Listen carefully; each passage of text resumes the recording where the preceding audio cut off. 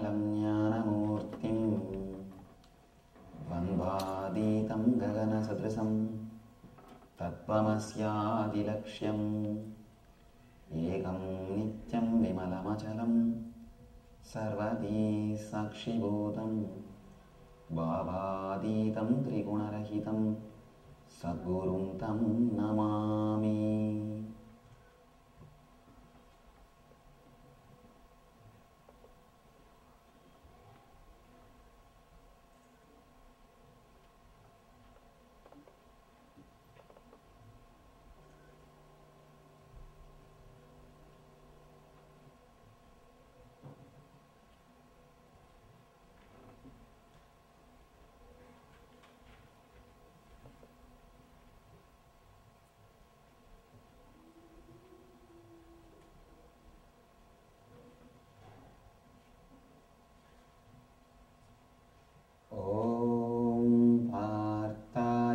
Pratibodhitam Bhagavatam Narayanena Svayam Vyasena Kratitam Puranamuninam Madhye Mahabharatam Advaitam Drutavarshinim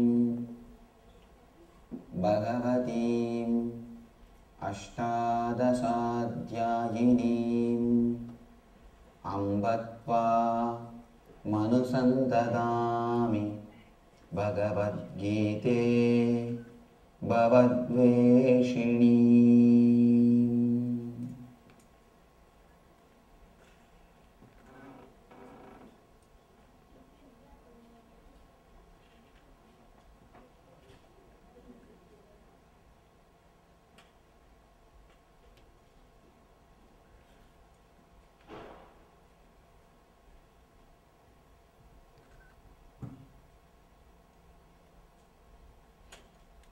I welcome you all with my love and respects.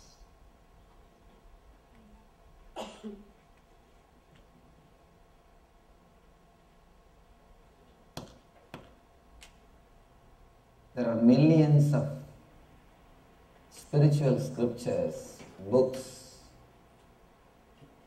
in the planet Earth. From the time immemorial, human beings are creating spiritual scriptures. Continuously, human beings are creating spiritual books.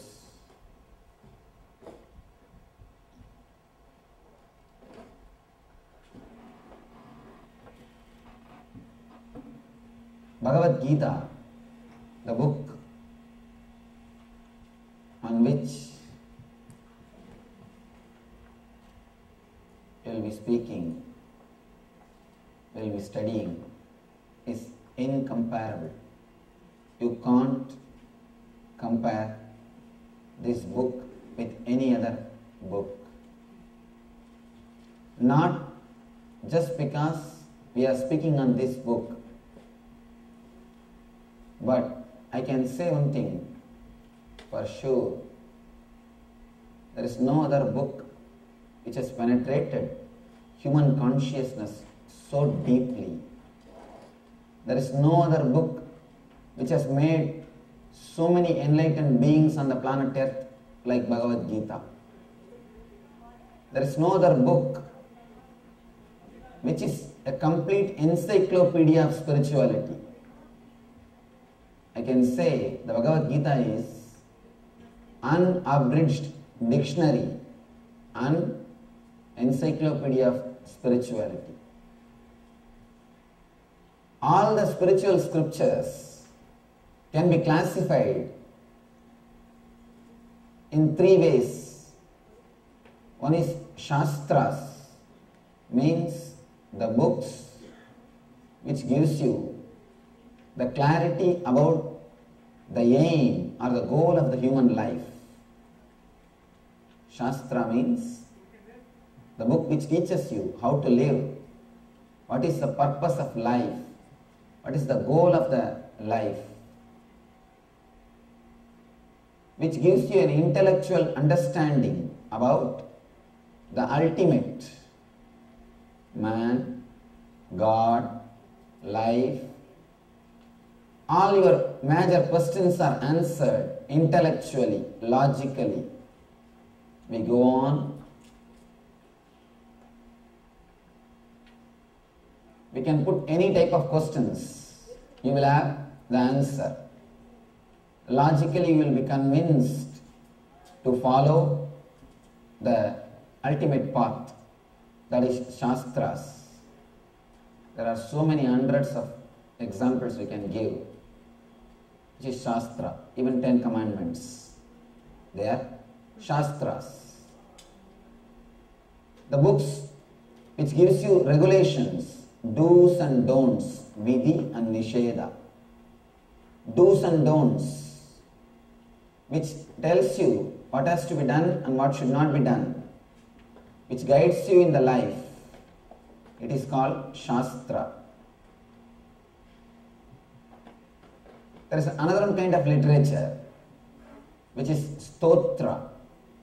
The man who realized the ultimate, the man who has experienced the truth, the person who had the glimpse of the divine love, the divine experience, or his self, who has seen the reality.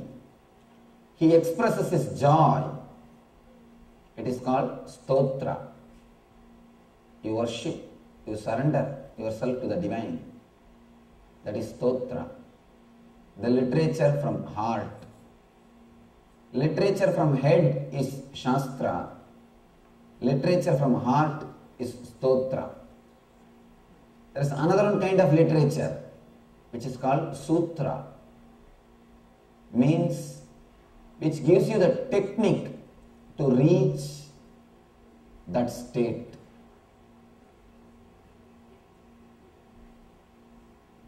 Shastras gives you intellectual understanding. Stotras give you emotional feeling. Sutras give you being level experience. Shastras are like signboards. You need them. Shastras are like signboards, intellectual scriptures, which explains about the basic things of life. Stotras are things which helps you to surrender to the divine. The glory of the divine is expounded in Stotra. The third Sutra is a literature which gives you the technique to achieve the devotion or the enlightenment. Shastras by themselves cannot lead you to enlightenment. They can be a good support. They can take you to an enlightened master. Till that point, they are great. They are real help. Stotras, again, stotras are spoken from the level of emotion, feeling. Stotras should be an expression of your feeling. When you have the deep feeling, you just express it. It flows through your being. Your whole being is flowing. That is Stotra. The third thing, Sutra. Sutra means the technique which helps you to achieve the goal of the Shastra or goal of the Stotra. Goal of the Shastra is Atman. Goal of the Stotra is God. Of course, both are one and the same. Two different paths. There are people who are intellectual oriented, who are centered on logic, analysis, calculation. For them, for that kind of mind, you need Shastras. You need intellectual scripture. There are people who will not do anything unless they are intellectually convinced, unless they are clear about the whole thing. Of course, we cannot say they should not come for spirituality. There are many scriptures, the stotra level scriptures, which says don't come inside unless you have faith. But I tell you, you should see, you should look at the man with little more compassion. You can't put the faith as a main criteria, first criteria to enter into the spiritual life. If you put faith as the first criteria to enter into the spiritual life, you are almost refusing to give spirituality for 90% of the human beings. It is not very easy to believe anything immediately. You cannot believe, and especially in the modern days, the word believe, faith, all these words are outdated. These words can't have any more meaning. These words are totally out of our life. You can't say only a person who believes, who has got faith, he can come to spirituality. Spirituality should be given for every being. We should create a system through which we can reach every individual. Our Vedic seers, rishis have created shastras, scriptures, which will give intellectual understanding. Logically, you will be clear of what is the path, what is the goal, why you are asked to do all these things, what for we need spirituality. All these major questions are answered intellectually in Shastras. Shastras gives you a basic understanding what is exactly life, what for we are here. All your questions are analyzed intellectually, logically. The conclusions are given to you. We need to understand few things about the Shastras. Shastra is a scripture which completely takes away all your doubts. Samsaya Rakshasa Nasa Mahastram. Samsaya is a Rakshasa. Please understand. Samsaya is a Rakshasa. Doubt is a devil. Once the doubt enters into your mind, till you are cleared, you can't sleep, you can't rest. Shastras helps you to get rid of these doubts intellectually. One thing you should understand about the intellectual clarity. Unless you have a complete intellectual clarity, even if you believe, your belief will be pseudo. Please be very clear, your belief will be pseudo. Anybody can shake your belief. Anybody can shake your faith. Your faith will not have a strong base. Your faith is almost a building without foundation. If you build without foundation, what will happen to the building? The same thing will happen to you if you don't have the base of Shastras. Somebody asked Vivekananda, Swamiji, what is the importance of Vedas? Why should we study the Shastras? Vivekananda says, if you study the Shastras, all your faith, all your sincerity, everything will become so strong, nobody can shake your faith and sincerity. Otherwise, any fool can come and tell you what you are doing is superstitious things. And you will start thinking about it. You will start contemplating about it. Am I really doing superstitious things? Am I really following the right thing? What am I doing? You will start having doubts about yourself. You don't believe your faith. Please be very clear. You don't believe your belief. That's very important thing. Every human being should understand. You don't believe your belief. You may think you are believing something.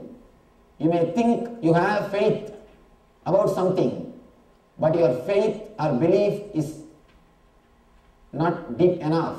It will not take you anywhere unless you have the foundation of intellectual conviction.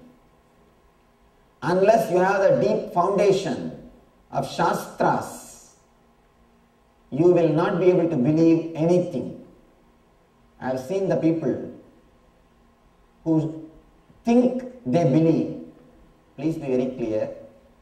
Even your emotions are not so deep. You think you have love. You think you believe. I see all kind of people. One man came and told me, Swamiji, I love the whole world. It is very easy. Again and again I tell people, to love the whole world is very easy. To love your wife is very difficult. That is where you are stuck. To love the whole world is very easy. You can always say, Vasudhaiva Kudumbakam. I feel the whole world is like my family, Swamiji. The problem is you don't feel in tune with your own family. You think you love. You don't really love. Our emotions are not deep. Our faith is not deep because we don't have the intellectual conviction. A man who don't have intellectual conviction, just faith, it can be shaken at any moment by anybody. Just one question is enough. He will be totally shocked. He can be shaken from the root. Shastras, the intellectual understanding, gives a base so that all your convictions, all your faith, all your belief can enter into your being and start working. Bhakti, devotion, is just an alchemy process.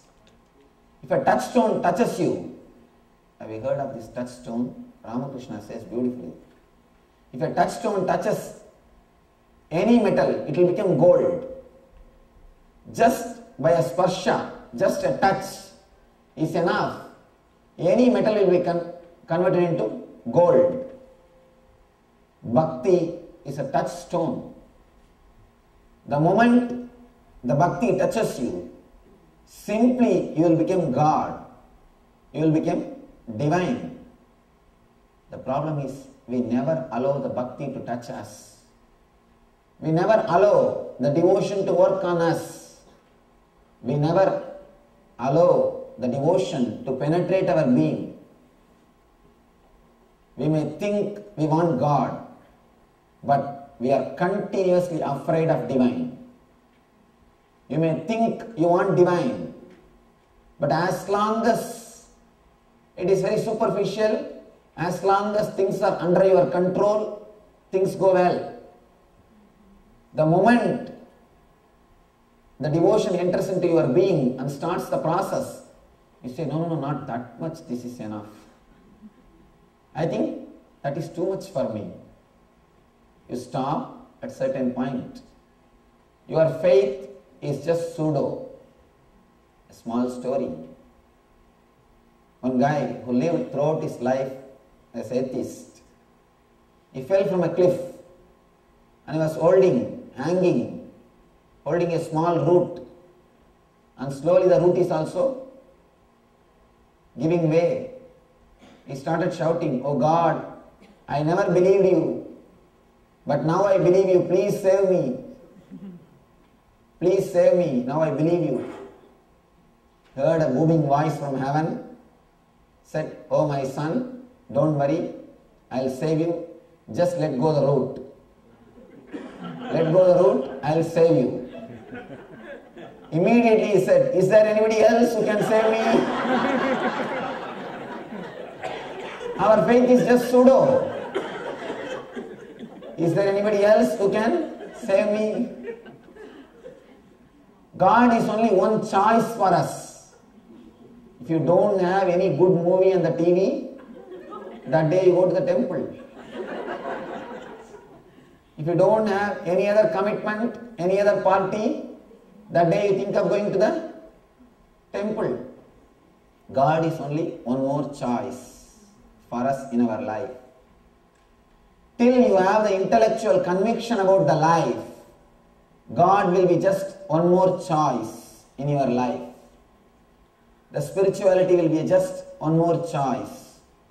You will just choose. It will be just one more shop. Walmart, McDonald's, spirituality. You will decide which shop should I enter.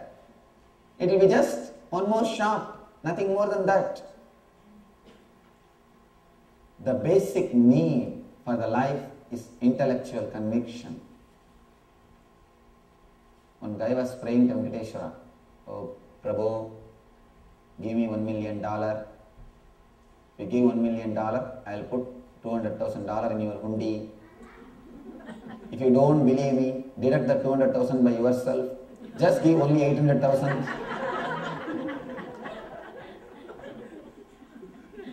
Our faith is only this much. Our spirituality is just game. As long as things go well, as long as things go according to your route, God is great. I have seen people, if they pass in their exams, they will break coconut. If they fail, they will break Ganesha. If they pass in their exams, they will break coconut for Ganapati, Ganesha. If they fail in the exam, they will break the Ganapati itself. Our faith is very pseudo. It is not life transforming. We don't allow the devotion to work on ourselves. There is a beautiful sloka in the scriptures of Vedanta. First thing which you need to do is Vijnanamaya Kosha Vedana.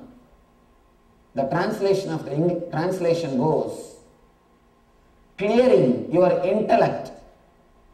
You need to break, you need to open your intellect. You need to have a clear intellectual understanding about life, about spirituality, about everything. Shastras, scriptures gives you that intellectual clarity, intellectual understanding. If you see all the great devotees, great bhaktas, Chaitanya, Ramanuja, Madhva, all these great bhaktas, they had very strong intellectual base. Chaitanya Mahaprabhu is a great Nayayika philosopher. Nayayika means logic. He is a great philosopher of logic. Once you reach the height, peak of the logic, only then you fall in the valley of love. Only then you are qualified to fall in love. Unless you reach the heights of the logic, you are not qualified to fall in the valley of love. You can't fall in love unless you reach the peak of intellect. All the great masters, all the great devotees, they have reached the peak of intellect. They had a strong intellectual understanding.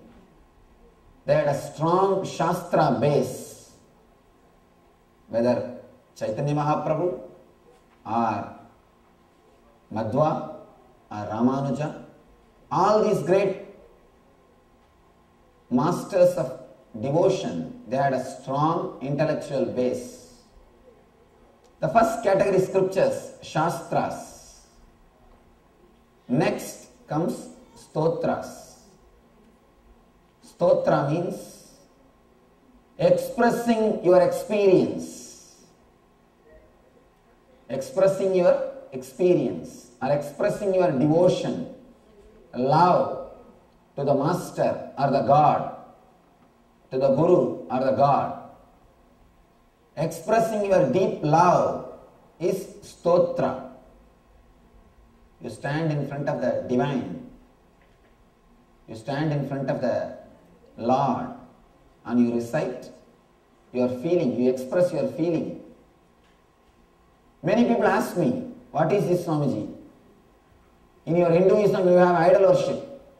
I tell them, no, Hinduism don't have idol worship. We don't worship the idol, we worship through the idol.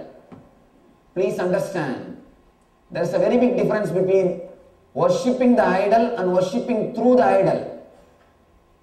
When you stand in front of the God, when you stand in front of the idol, do you say, oh stone, please give me boon?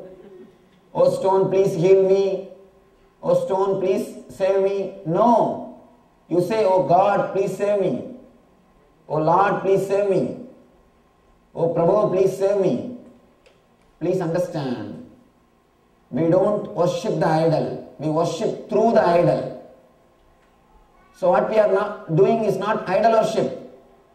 Hinduism don't have idol worship. We worship through the idol. In Vaishnavism, there is a beautiful word, Archavatara, means the idol which is worshipped in the temple is called incarnation of God. Archavatara, incarnation of God. It is not just a stone. Incarnation means the divine descending on the planet Earth. Just like how we have all the incarnations. Here there are all these 10 incarnations, Dasavataras. Matsyavatara, Kurmavatara, Narasimhavatara, Vamana. All these avatars are there. Just like in incarnations, just like all these avatars. The stone or the idol which we worship in the temple is called Archavatara. We relate to the divine through the Vigraha, through the Murti. When you stand and pour yourself, it is called Stotra. All the songs of Alvars, Nayanmars, Meera, Chaitanya, all these songs written by the great devotees, these are called stotras. And people always come and ask me, Swamiji, sometime I don't feel like chanting these stotras. Should I do it mechanically if I feel, even if I don't feel like doing it, should I do it? I tell them, do it. 1 or 2 days you may feel little mechanical. But I tell you, the moment you start enjoying the meaning, the moment you start understanding, it will become your being, it will become your feeling. When you express your heart, it becomes stotra. The next thing is sutra. Sutra is a kind of literature which gives you a technique to reach the enlightenment which is showed by the Shastras, to reach the devotion, the ultimate bhakti which is expressed by stotras. Shastras are from intellectual level, stotras are from emotional level, sutras are from being level.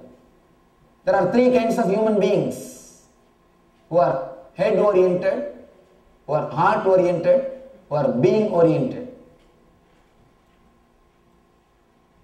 To fulfill every kind of human being, our rishis have created 3 kinds of literatures. Enlightened people have created 3 kinds of literatures: Shastra, Stotra and Sutra. Here is a book which is all 3 put together and something more. Bhagavad Gita is the only book, I can say one and only book, which is Stotra, Shastra and Sutra. It is Shastra. It gives you a clear intellectual understanding about the life, about the Atman, what is to be done, what should not be done. Vidhi and Nisheda, do's and don'ts are clearly explained. I have not seen any other book explaining so deeply. Please be very clear. Just explaining do's and don'ts will not do. Giving the intellectual reason why it should be done and why it should not be done is necessary. There are many books which says how many times you can marry or whether you should marry at all.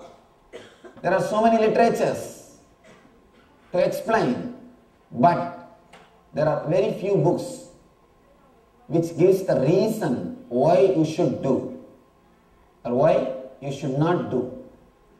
Gita is the only book which gives you a strong intellectual base, intellectual clarity. In Vedic literature, there are 3 books which is considered as an authority.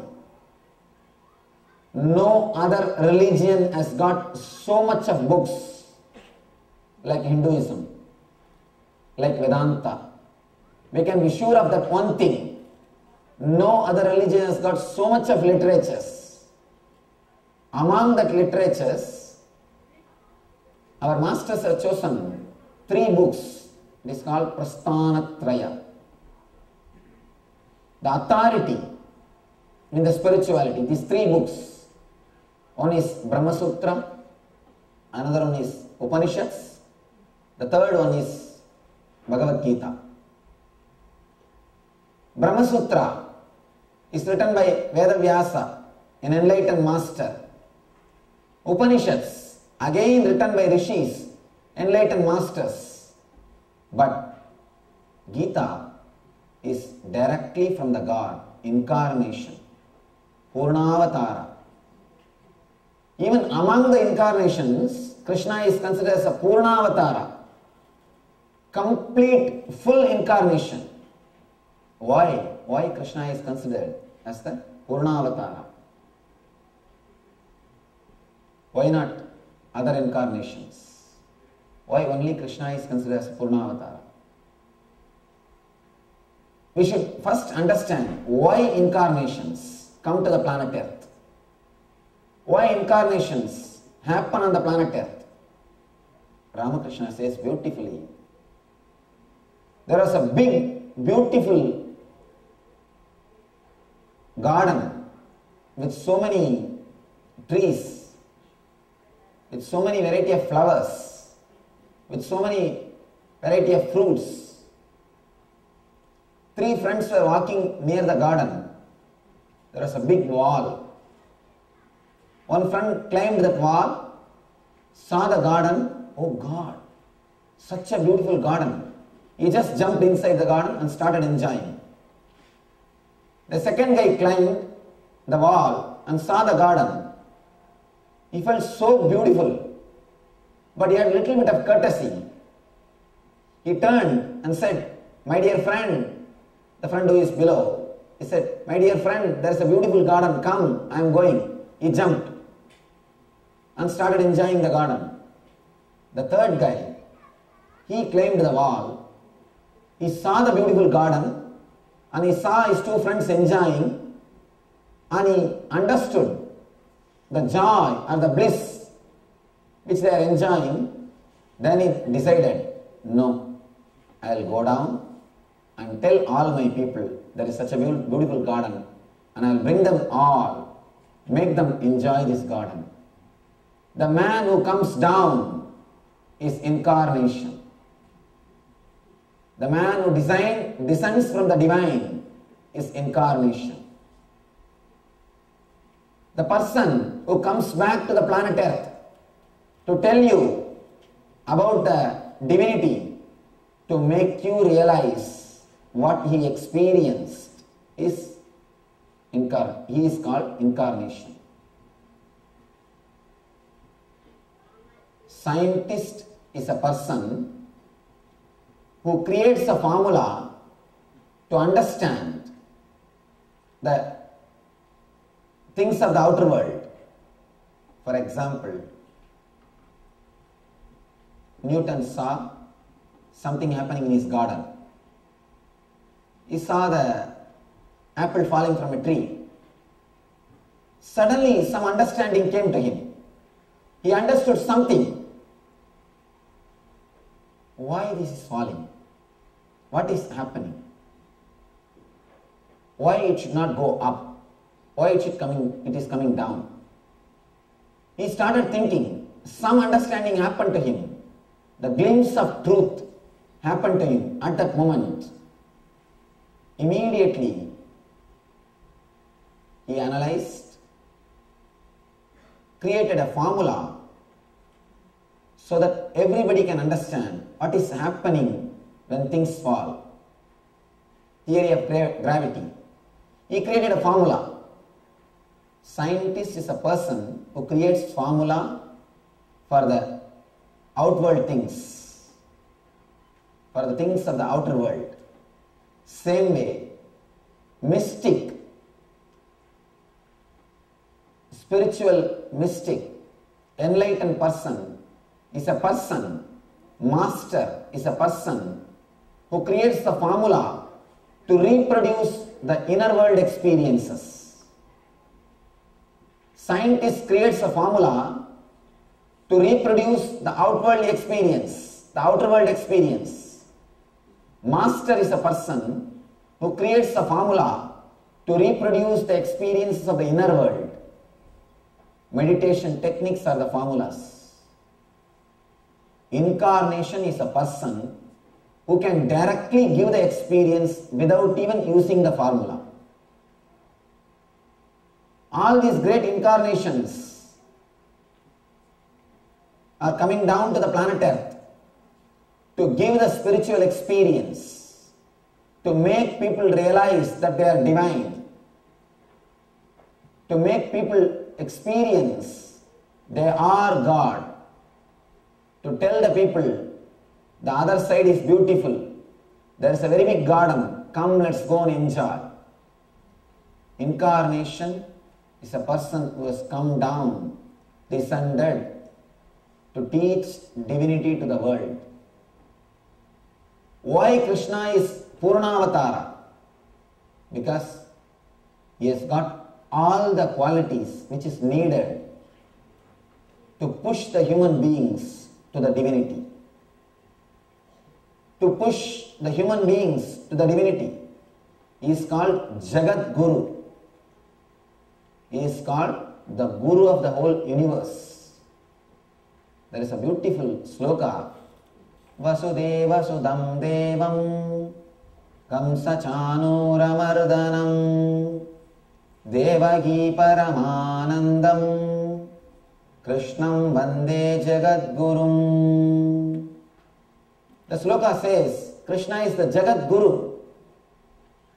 Jagat Guru means a man who can help the whole world, all types of human beings from all level. Universe is the place where all types of human beings are there. In all levels, Krishna is a person who can help all kinds of people from all levels to experience the divinity, to reach that ultimate, to realize the truth in them. There are intellectual people, there are emotional people, there are people who are in the being level. Some incarnations apply more for intellectual people. Shankara suits more for intellectual level people. Buddha suits more for the intellectual level people. Intellectuals can relate with Buddha more easily. Intellectuals can relate with Shankara more easily. But for emotional level people, it is very difficult. You can't imagine Buddha with a flute. You can't imagine Buddha singing and dancing. You can't imagine Shankara dancing. You can't imagine Shankara doing Rasalila. No. Only for intellectual crowd, Shankara will appeal. Buddha will appeal. And there are few incarnations. Only for emotional people, they will appeal. Meera, Chaitanya Mahaprabhu. Always they are singing and dancing. For an intellectual man, he can never understand Chaitanya. He can never understand Meera. He can never understand Andal. They can never understand these incarnations. They cannot relate with Meera. They cannot relate with Chaitanya. For the people who are being level, who are centered on their being, for them again it is very difficult to relate with intellectual masters or emotional masters. They straight away want the experience. They are neither ready to analyze nor ready to believe. The person who is ready to analyze, he goes to the Shastra, intellectual group. The person who is ready to believe, he goes to the Stotra, emotional group. But the person who wants straight experience, instant coffee, or instant experience, he can neither wait for Shastra, nor he can wait for Stotra. He straight away wants the technology. He wants the applied science. Shastras are like main theory, the basic technology, the basic science. Stotras are like marketing department. Publicity, marketing department. Sutras are applied science. They want straight. You should know about this marketing department. A small story. One guy reaches the Yamadharma's court for judgment. Yama says, Yama is Lord of Death. He says, you have done some sins, some merit. You can be allowed to be in heaven and in hell. You have choice. You can see both the places and choose which one you want first. He said, all right, I will first go to both the places, then decide. He went to the hell. He saw people are so beautiful, singing and dancing. It has become completely high-tech, completely. Computers are available, internet is available, you can get the news every day. Everything is so new, air-conditioned. And people are serving you everything. He said, what is this? What happened to hell? People in the hell said, all the technology people are coming here. All the techies are here. So we changed the whole setup. Now, we have updated the whole thing. No more old time. Now everything is new. And he said, all right, let me go and see the heaven also. There is a chance some techies would have gone there also. There is some possibility. He went to the heaven. Heaven he saw same old saints with long beard, sitting on that cloud and singing Alleluia, Alleluia, Alleluia. Nothing else, nothing new. Same heaven. Nothing much happening. He went to the Yama and said, I think I will go to hell. Yama said, please be very clear. Are you sure? He said, yes, I am sure. I will go to hell. He decided. He was sent to the hell. Suddenly one door opened and he felt, he saw the traditional hell. People are being tortured. So many devils. The regular traditional hell. He was shocked. He started saying, what is happening? What is this? When I came half an hour ago, the hell was different. And now suddenly the whole thing has changed. They said, no, that is our marketing department. What we saw is our marketing department. Be very clear. Sometime you are caught in the marketing department. Don't be caught in the marketing department. And when you go through the marketing department, please be very clear what is truth and what is exaggerated. You need to analyze. Of course, when I say I mean when you go through the stotras, you need to understand. Please be very clear. When you go through the Puranas, you need to understand what is the spirit of the Puranas. You need to understand the spirit. There is a big difference between fact and truth. Puranas are truth. They are showing you, they are leading you to the truth. So, when you understand the stotras, you should understand the spirit of the stotras. The next level people who neither wants Shastra nor they want Stotra. They straight away want the applied science, technology. For them, Shiva, who created Vijnana Vairava Tantra, all these great meditation techniques, for that type of people who are being oriented, for them, the meditation techniques will suit. For them, the Zen masters. They will be able to relate with the Zen masters. For intellectual crowd, one kind of incarnations. For emotional crowd, different kind of masters. For being level people, different kind of masters. But here is a Krishna. All three level people can relate with Krishna. If you are intellectual, he gives you the Gita. Gita Krishna. If you are emotional, here is Radha Krishna. He can sing and dance. He can play. He can be naughty. He can fulfill your emotional being. He can give you the ultimate emotional fulfillment. Next, being level. If you want the straight technology of enlightenment, again he offers the truth, Dhyana Yoga in the Gita. His complete fulfillment, his very life is a sutra.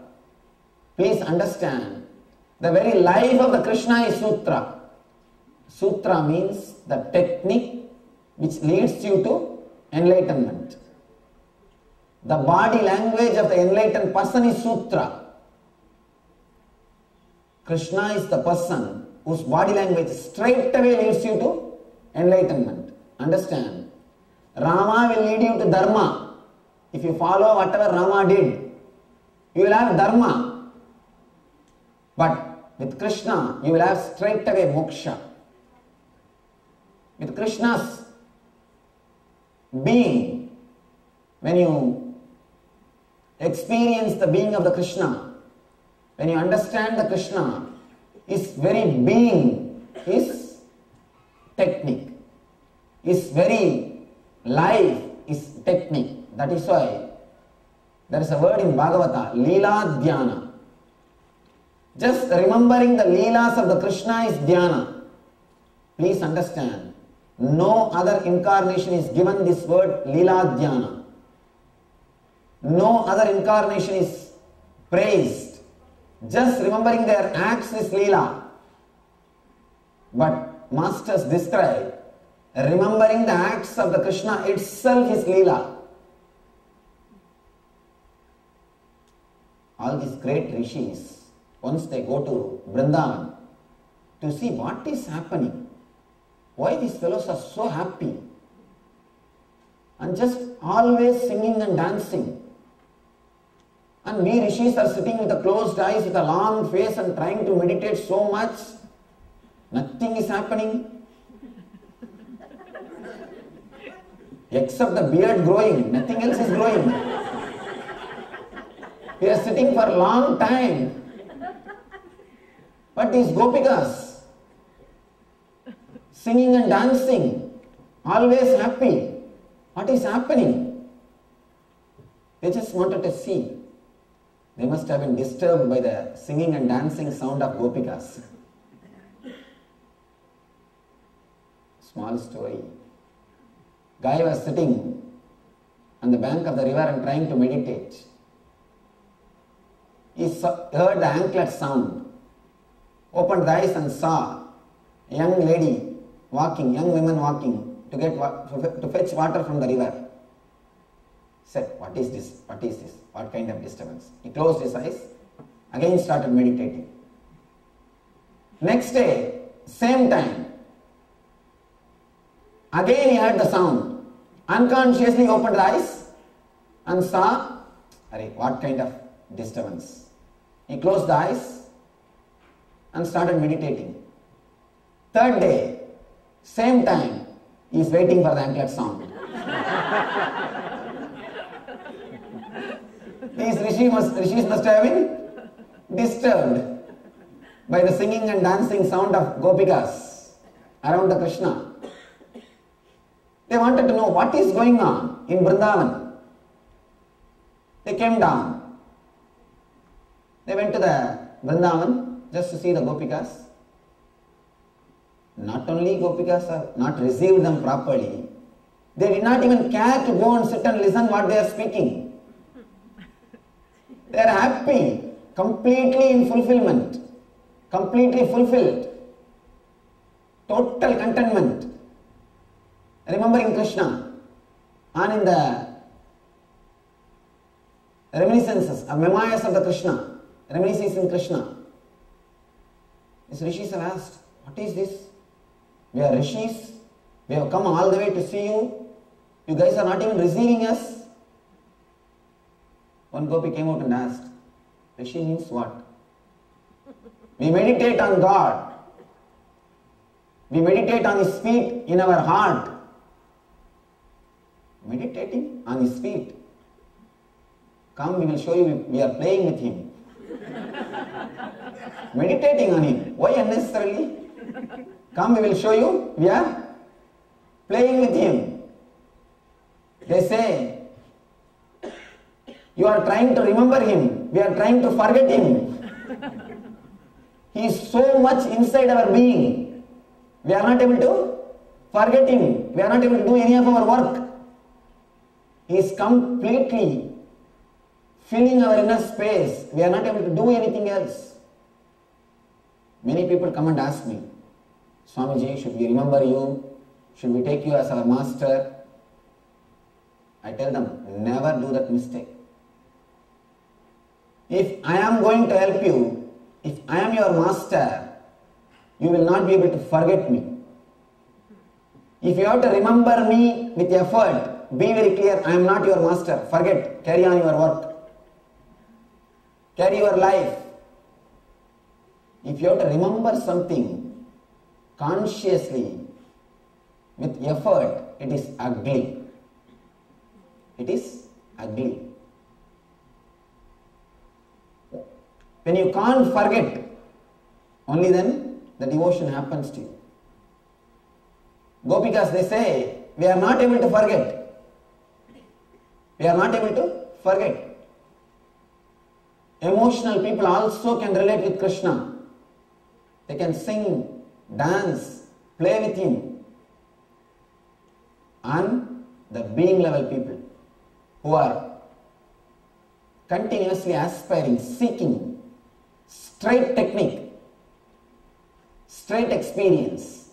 Again, for them also Krishna appeals, because just by will He can show, He can give enlightenment experience to Arjuna by showing the cosmic form, Viswarupa Darshana, showing He is in everybody. Everybody is in him. He is able to express just by will. He is able to give the experience of the divine to Arjuna. He is able to give the eternal bliss to the Arjuna. Whether you are intellectual oriented or emotional oriented or being level oriented, you can see your fulfillment in Krishna. Krishna can give you the fulfillment. When intellect ripes, it becomes intelligence. When emotion ripes, it becomes devotion. When your being ripes, you become enlightened. All these three, enlightenment, devotion and intelligence, all these three expresses at its peak level in Krishna.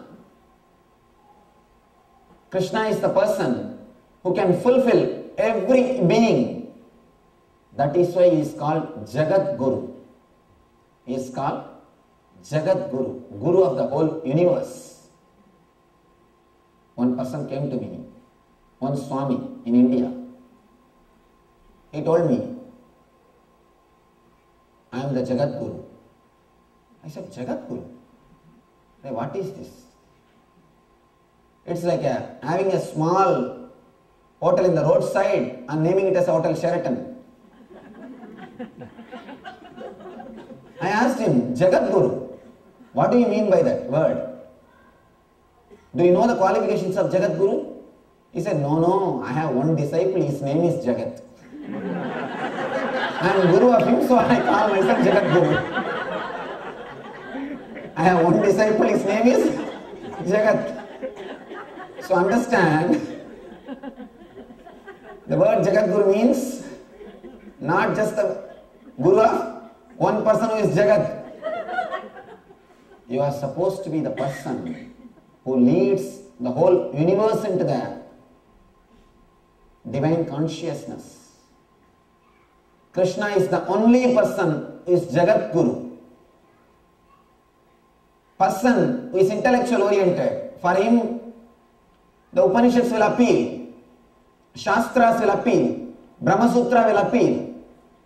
The person who is emotional oriented, for him the Stotras will appeal. The songs of Chaitanya, Meera, Tulsi, songs of Tulsidasa, all these things will appeal.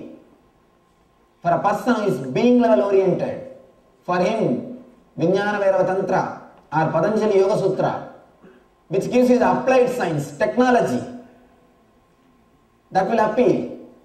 But Krishna will appeal for every being. He is for intellectual people, emotional people, being level people, and something more. He has created keys to open all the locks. He has created methods which can give the spiritual experience for the whole humanity. People who have come, who are here and who are yet to come. Gita is the ultimate scripture which is Shastra and Stotra and Sutra. When it says Nainan Chindandi Sastrani Nainan Dagati Pavakaha, when it says the basic ideas, when it explains the basic concepts about the Atman, about the life, it is Shastra. When it says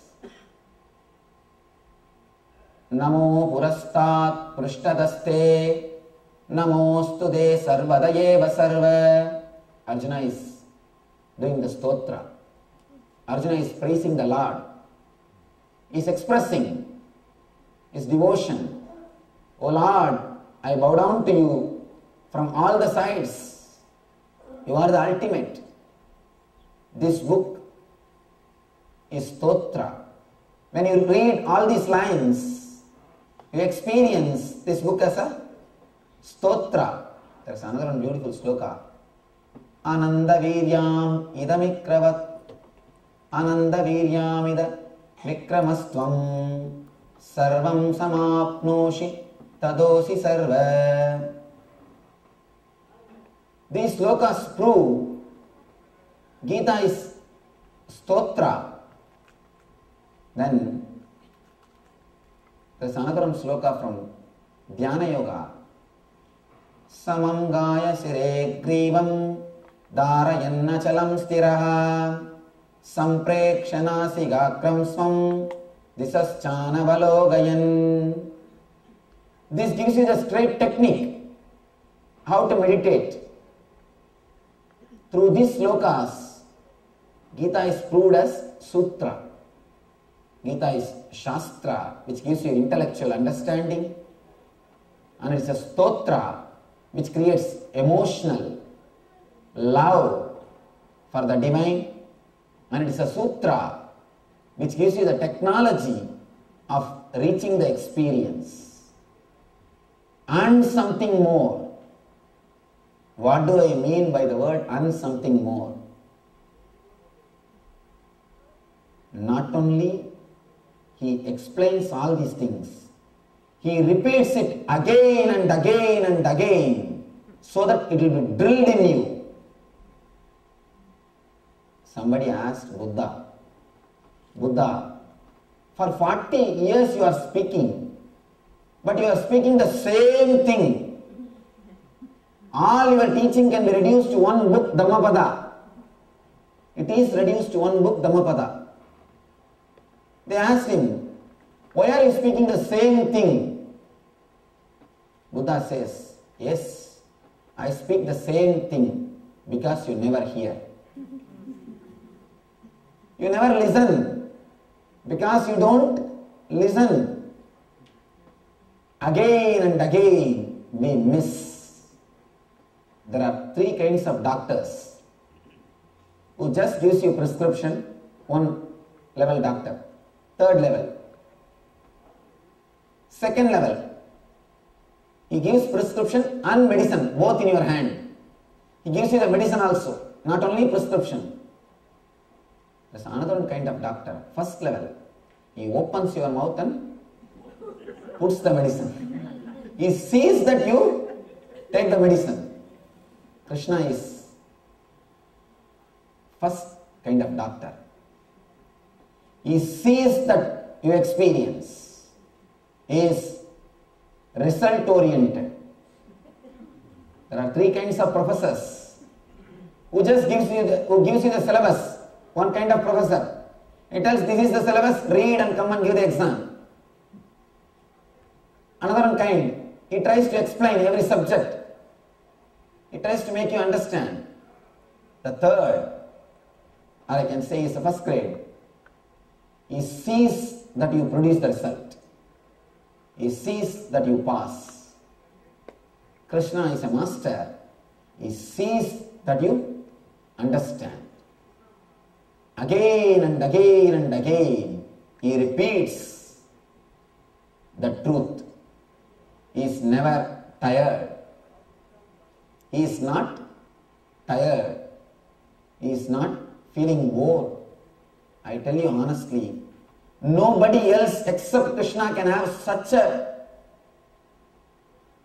deep patience, compassion, sympathy. 700 slokas he is repeating continuously, again and again and again. He has to repeat the same thing. I can be sure of one thing, at least I don't have that patience. I can't imagine repeating the same thing so many times unless you have a deep compassion, unless you have a deep concern, unless you have so much of sympathy You cannot do this. Again and again and again he repeats. And this Arjuna, I have my own doubt. Arjuna cannot be so dumb as it is described in the Gita. He cannot be, because he is after all a Kshatriya, king. He is from a king family and he lived with Krishna throughout his life. And he is a friend of Krishna. And he lived with Krishna. He cannot be so dumb. I think all these questions Arjuna raises may be for sake of us, for our sake, for us. Maybe he knows there are so many thousands of Arjunas are going to happen in the planet Earth. So he is representing humanity. He is not just asking for himself. He is representing all the questions from all the human beings. He is like an agent in marketing department. They collect all the questions from consumers, and is represented to the managers, superiors. So he has collected all the doubts from all our heads. One thing I am surprised. How did he collect the doubts which can be created only now? He is creating the doubts which can happen only in the modern day society. That is what surprises me. At least 5,000 years old. This book is at least 5,000 years old. It is, we can't even call this as a book. This is a book of books. It's a book of books. At least 5,000 years old. But he is creating all the doubts, all possible doubts, and doubts which can happen only to a developed or so-called developed modern day humanity. Sometimes people ask me, why do you say, Swamiji, only the doubts which happens in the modern time? See, in those days, people are more simple, innocent. Intellectually, they are not so much developed. Even the scientists who are working on the brain, physiology of the brain has totally changed. Understand, physical structure and physiology, both has gone a tremendous, both has grown, or very big transformation. We have achieved even in the brain size. We have achieved growth even in the size of the brain. Apart from brain, the mind, complications of the mind, even in that, we have reached a peak. At present, humanity is in the peak of intellect. That is why so much of depression. That is why so much of depression. But here Arjuna is asking the questions which can be created only by the refined intellect. Only by the refined intellect. Two things. One small story.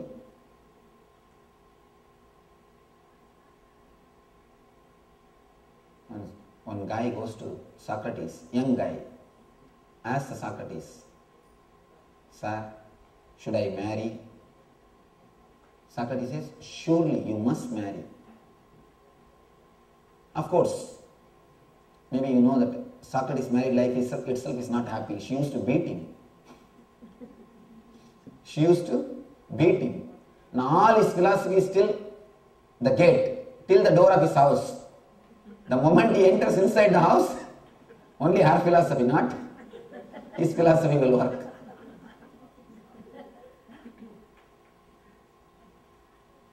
This guy asks, sir, your married life itself is not happy. Why are you asking me to marry? Why are you advising me to marry? Socrates says beautifully, marry. If you have a good wife, nice, you will have a beautiful life. Or you can become a philosopher like me. You can at least become a philosopher like me.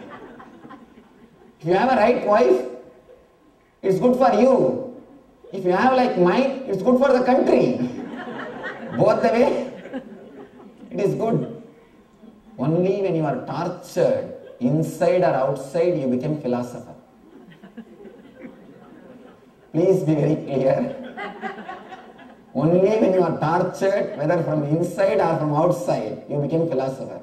That is why you continuously torture others. Philosophers are the most difficult people to live with. Have you heard in any other profession people becoming mad so easily? Philosophy is the field which produced more number of mad people. Sometimes, because you can't manage them, you put garland and recognize them.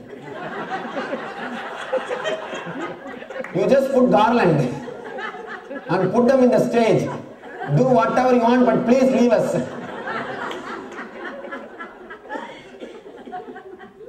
When you can, you put them in the asylum. If the guy manages little bit, you put them in the stage. I have not seen any other field producing so many mad people like philosophy. Philosophy is the field. More people go mad. There are so many philosophers. I have a lot of philosopher mad people stories.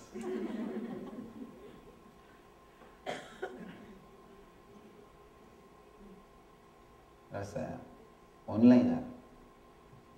Philosophy means how to become a philosopher.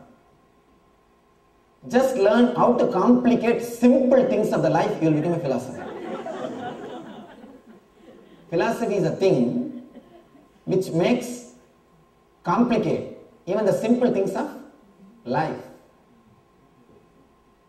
If you create a manual how to light this lamp, you will become a philosopher. The more complications you create, the more great philosopher you will become. One more small story. How people became philosophers. One enlightened master was traveling in a village. People in India, enlightened masters are expected to travel from village to village and share their knowledge. 9 years I lived that life. 9 years I traveled from village to village, slept under the trees, begged the food from the public. 9 years I lived that parivrajika life, wandering life. It is done for so many reasons. Only then you will know the real problems of the people. Only then you will be able to relate with the people to whom you are supposed to share your knowledge. Otherwise you will become one more philosopher. This guy, this enlightened master is traveling. One young man came to him in a village and said, Master, I heard that you help so many people. Please help me. I have a serious problem.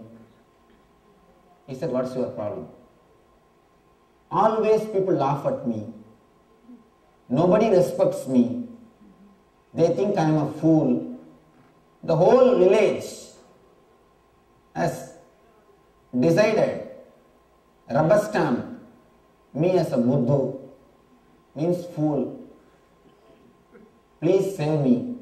How can I become intelligent person? Somehow I wanted to get rid of this problem. This is too much. Even a small child calls me, see here buddhu. Even a small kid in the village tells me I am a fool. What to do? Master says, don't worry my son. I will give you one simple technique. Do that. Everything will become alright in a week. In a week? That looks too simple. I can't believe. In a week, everything will become alright. In 1 week, people will start believing me I am an intelligent person. He is not able to believe. Master says, yes, in 1 week. If you do it intensely, in 2-3 days. He said, please teach me what is the technique. He says, just start criticizing anything and everything. If somebody says, how beautiful this moon is, start criticizing. What is there? What is there in that moon? What is the beauty? If somebody says, this rose is beautiful, just start telling, what is there in that rose? What is their beauty? What is there? After all, so many thorns are there. If somebody says, this dhoti is beautiful, say what dhoti it is? What type of dress it is? All outdated fashion. Just start criticizing. Morning till night, whatever you see, just criticize, nothing else. This guy said, all right, let me try, what is there? After all, I have nothing to lose. Already the whole village knows I am a fool. Even if they may conclude that I have become mad, what can be done? Let me try. People say he is a big enlightened master. I will try. After 1 week, the enlightened persons are not supposed to stay more than 3 days. So next day itself master leaves. He comes back to the village after 1 week. After 1 week, he comes back to the same village on his way back. He sees under a neem tree of that village. In every village, center of the village, there will be a big neem tree under which people sit and discuss. Under the neem tree, this guy is sitting, a big crowd is sitting in front of him and listening to his discourses and listening to his teachings. And all the elders of the village,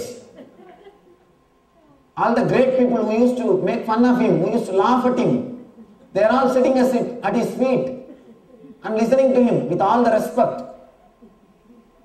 And this master came. This guy says, oh, how are you? Doing well. Master asked, what is all these things? What is going on? Then this guy said, afterwards I will talk to you. If you want, sit and listen.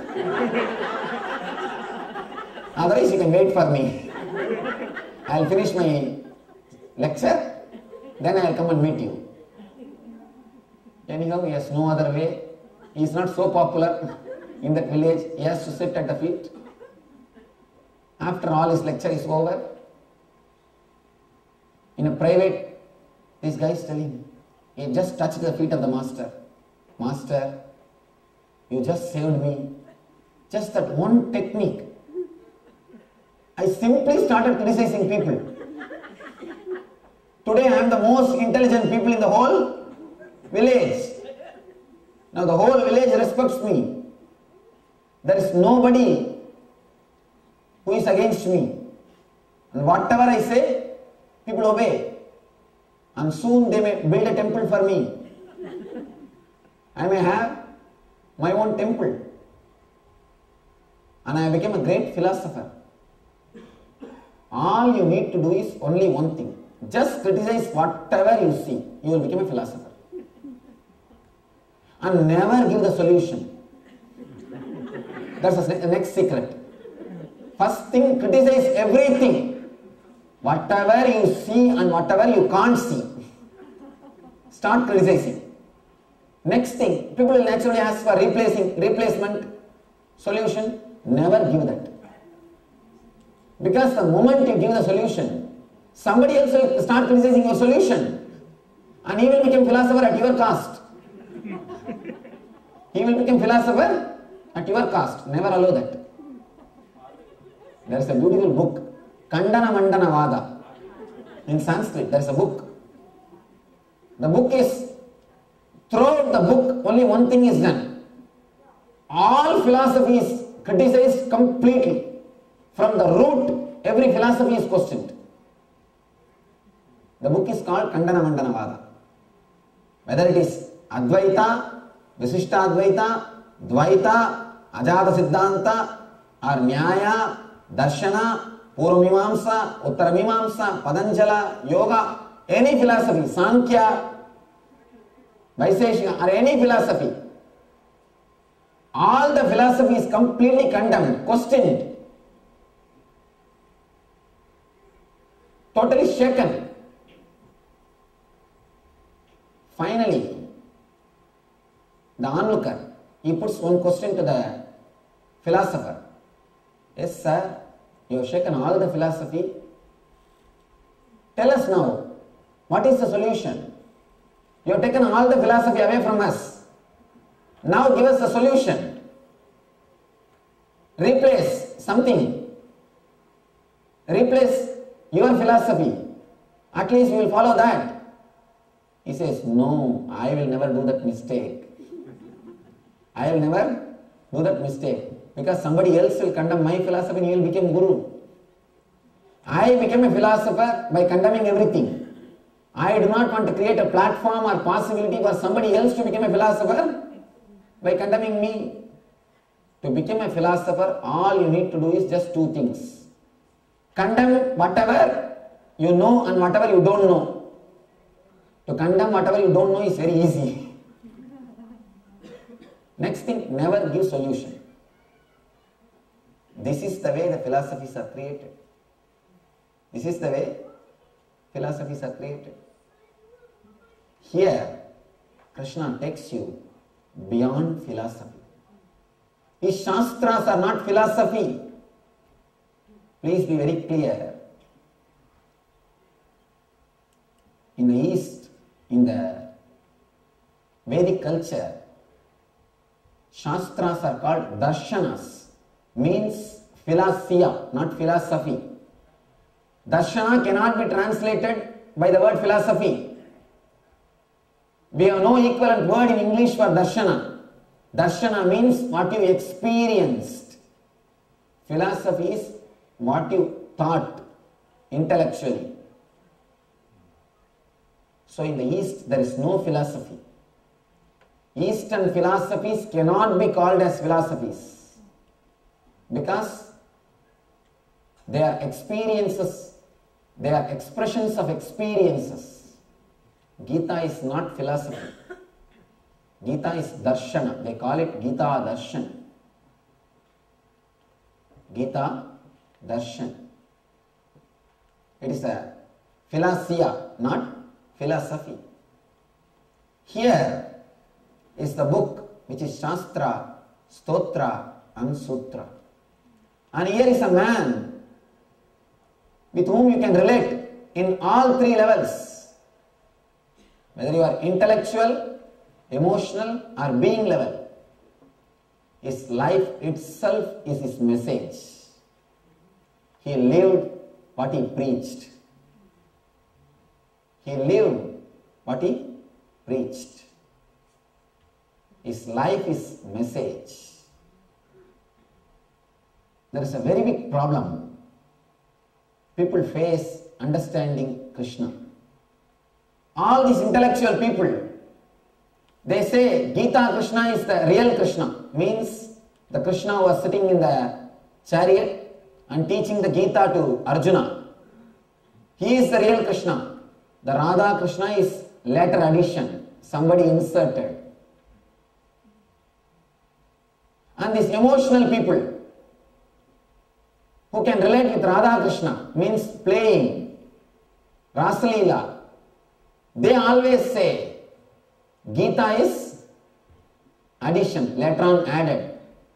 He is not real Krishna.